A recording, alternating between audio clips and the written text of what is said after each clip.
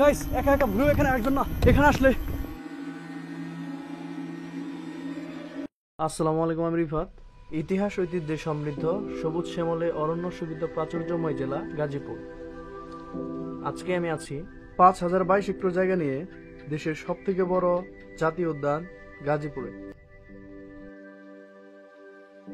গাজীপুর চৌরাস্তা থেকে খুব অল্প সময়ে ভাওয়াল জাতীয় উদ্যানে চলে আসলাম। এখানে এসে দেখলাম সুবিশাল একটি গেট, দেখতে খুবই সুন্দর, কালারফুল ডিজাইন, এবং ভিতরে ঢোকার সাথে সাথে বিভিন্ন দিক নির্দেশনা দেওয়া আছে। সারি সারি গাছ, আর বাঁদিকে দেখলাম সুন্দর একটি মসজিদ। চারদিকে দেখি সবুজ আর সবুজ। একটু হাঁটতে না হাঁটতেই এক চাচার সাথে দেখা হইলো। চাচা দেখি বাদাম বিক্রি করতেছে, পরে বানরে খাওয়াইলাম।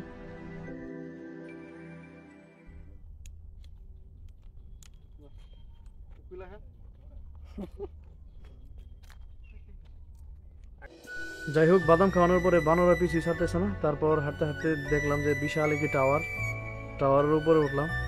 এখান থেকে ভিউটা খুবই সুন্দর। অনেকে বলেন গাজীপুর কিসের জন্য বিখ্যাত? গাজীপুর শালবনের জন্য বিখ্যাত। তাই তো বলে সবুজ শিল্পে ভরপুর ঐতিহ্যের গাজীপুর।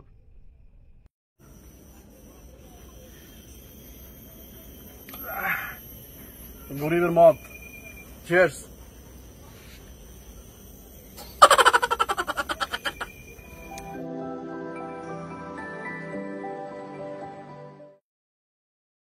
এই ন্যাশনাল পার্কে আসার সব থেকে বেস্ট টাইম হচ্ছে নভেম্বর থেকে ফেব্রুয়ারি পর্যন্ত। আপনারা সহজেই এখানে চলে আসতে পারেন। ঢাকা থেকে এখানকার দূরত্ব মাত্র 40 কিলোমিটার এবং টিকিট মূল্য মাত্র 20 টাকা।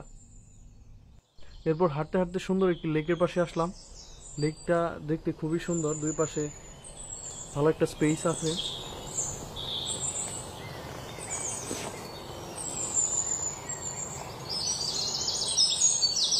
এখানে যেই আসেন না কেন, এই পাখির ডাকাডাকিতে আপনার বাসায় যেতে মন চাইবে না।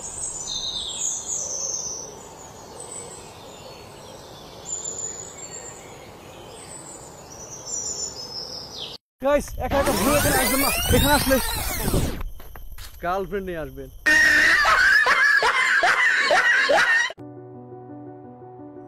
আরো একটা ইনফরমেশন আপনাদেরকে দিয়ে রাখি, প্রতি বছর প্রায় 3,75,000 মানুষ এখানে ঘুরতে আসে। সো ঘুরতে ঘুরতে একটা কটেজের দিকে চলে আসলাম, এবং কটেজটির নাম অর্কিড। যান্ত্রিক কোলাহল থেকে যদি প্রকৃতির মাঝে একটু প্রশান্তি পেতে চান, তাহলে চলে আসতে পারেন এই গাজীপুরের ন্যাশনাল পার্কে।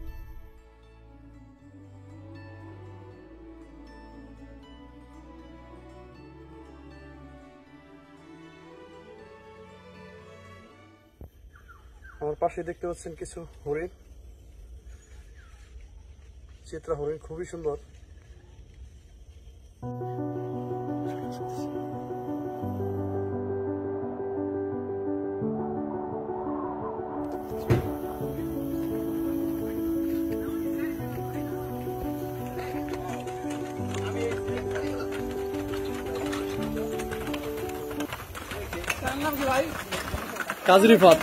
কাজরিফাত, গাজীপুর।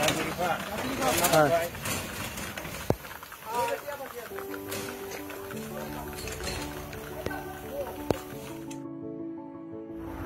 আমার পশ্চিম পাশে মেইন রোড, এবং পূর্ব পাশে দেখছেন একটা বিশাল একটি বট গাছ। বট গাছগুলোর বাদিকে যাই, দেখলাম দুইটা বট গাছ বসে আছে। Lake beautiful.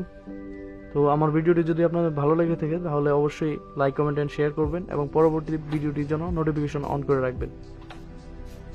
আজকের মতো এ পর্যন্তই। আল্লাহ হাফেজ।